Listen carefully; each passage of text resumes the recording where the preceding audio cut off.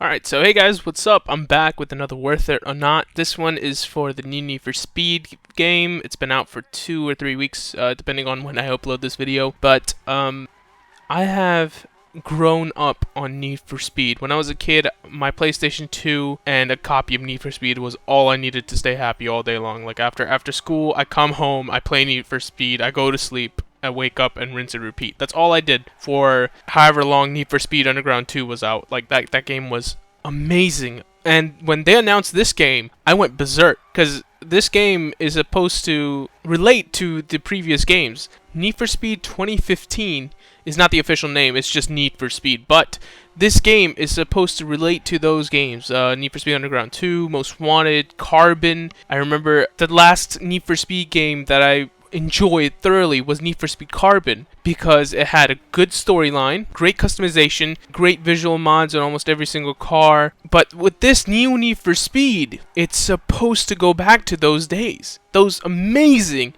beautiful, enriched racer days that we had, and it does to a certain point. The customization in this new Need for Speed is really good. It's better than the previous Need for Speed because the previous Need for Speed had none of it.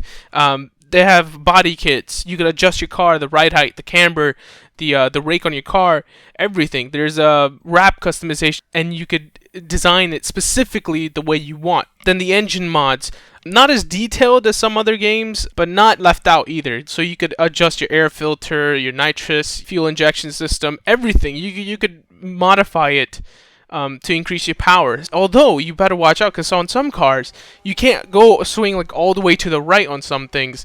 It will actually lose you power and lose 0 to 60 time and lose top speed if you do so. But that's a certain quality of it. And there's a lot of things. There's 52 cars as of right now, 3 of which are the same cars: the Subaru BRZ, the Scion FRS, and the GT86. All the same car. I don't know why they're 3 different cars. They probably wanted to get the car count up. That's pretty much it. And the range is amazing. It's from Hondas to Lamborghinis. They even have the Ferrari F40, the 458 Italia. They even have a couple of Porsches. It's really good. The mechanics, it's an arcade racer, okay? I prefer now that there be a good mix of realistic and arcadiness in a racing game, but it's an arcade racer. It never promised to be a realistic racer. It never was a realistic racer in the previous ones. It's always been arcade, so that's a good thing. It accompanies arcade racing really well compared to other racing games. The learning curve on the driving mechanics is there. It's a mild learning curve. It will take you a couple of races, depending on how good you are, probably a couple of minutes to get used to the way the cars handle in this game. And tuning your car to the way you drive is very specific. If you don't tune it the way you drive, the car will twitch around. It'll be a bit weird. You have to either adjust yourself to the car or make the car adjust to your driving style. It's a two-way street. You can't drive it successfully in any configuration. You have to configure it to your specific style, which isn't a bad thing. It's really good. It's really interesting because then it forces you to use the tuning system. Although some people might not like it, but you could move the big slider around and see what fits you best. But you could use the tuning system to customize the car's handling to your personal preference, which is a really good thing. It just brings back so many memories. That's a good thing. That's such a good thing. I love it. I love the way the cars look. I love the way the city is. The city looks amazing at night. It's brilliant. The car culture is there, and it's really intriguing. It's a whole lot of fun just driving around and racing. It has a decent selection of cars. I'd say 49 cars. I'm saying 49 isn't that bad of a number for cars, but I would have liked to seen more. They have hit most of the icons, like the Nissan GT-R, They got the R35, the R34, the R33, was it, or R32?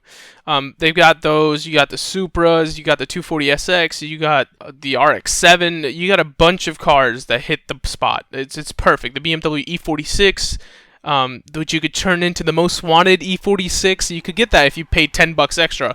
I paid for it. I was a dumbass. I didn't know you got the car, even though if you didn't pay the $10 extra. I mean, I would have made the wrap myself by putting in a little bit of time, saving $10. Just go with the standard edition if you are going to think about buying it, but for now. And there's another thing that I really liked about this game is when you're racing in your own personal race, it's not a personal race. If you're in the mountains racing or drifting around with Ken Block, you'll see other real racers, like real people racing around. It's the same map, same section. You can see each other. It's a physical contact. It's a physical world there. It's not like you set off to a different world and it's just you and the racers and NPC cars. No, there's actually real people in your race, but they're not in your race, which is a really cool thing. And also a bad thing, because when you're drifting around a corner and you see another dumbass drifting around the corner, guess what's going to happen? He's going to hit you, you're going to hit him. It's just going to be a big pile of mess. But that's the beauty of it. It's a really good thing. I like it. I love it. But there are problems with Need for Speed, such as the multiplayer is very lacking. Although the original games didn't have multiplayer and they were really still good, this game is still good without, like, if you didn't have multiplayer, it's still fun. It's still good. But when they incorporate multiplayer into it, I wish they added some things to do rather than just race around, because it's not that interesting. It's not involving of an experience. There's not enough to do in the game besides to race. Sure, that's the point of Need for Speed, is to race. But like how in Underground 2, if you had a really cool car, you could it would give you some missions to show off your car and magazines and stuff like that. That was like a break or a breather to show you like car customization is a good thing. Like it'll rank your car based on how good it looks and stuff like that. I think there is a system like this. I haven't touched on it that much, but it's like really tough to get that bar up. The map isn't as big enough as I hoped it was, or it's not as involving as I hoped it was. Sure, it's amazing, it's brilliant, it looks great. The map size is decent size for a racing game, sure. I've just been spoiled with The Crew, Forza Horizon 2, like beautiful sceneries, big maps, openness. It's really cool. This map is more confined, more to the streets. It's either I haven't looked for shortcuts or they're lacking in spaces, but it's probably because I haven't looked for them. Need for Speed has always been like that. For me at least, that I've always stuck to the road and never took shortcuts that much. The wrap editor can use a little bit of tweaking at times, because when you want to, I'm not sure if there's a setting for this already or not, but when you want to copy one side of the car to the other, you can't do that. At least I've tried looking for it. I couldn't find it. You'd have to go to the other side and then replicate it by hand, which can cause offsets and it looks weird, and the color can also differ as well. It's really painful to do the wrap editor at the moment, unless they fix it later on.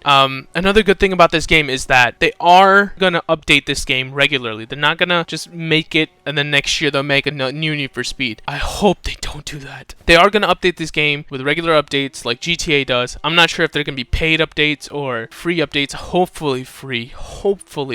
That's pretty much the basis of the game. It's really fun. It does lack in some areas, but it does make it up in really great fun. It's interesting. Sure, playing with friends isn't the most biggest thing about Need for Speed, but when you play alone, it's like treat it as a single-player casual game. If you're bored and you need to kill some time, play Need for Speed. It will make you feel fulfilled. Now, is it worth it or not to pay $60 or so for a game like this? No, $60 is way too much for this Need for Speed game.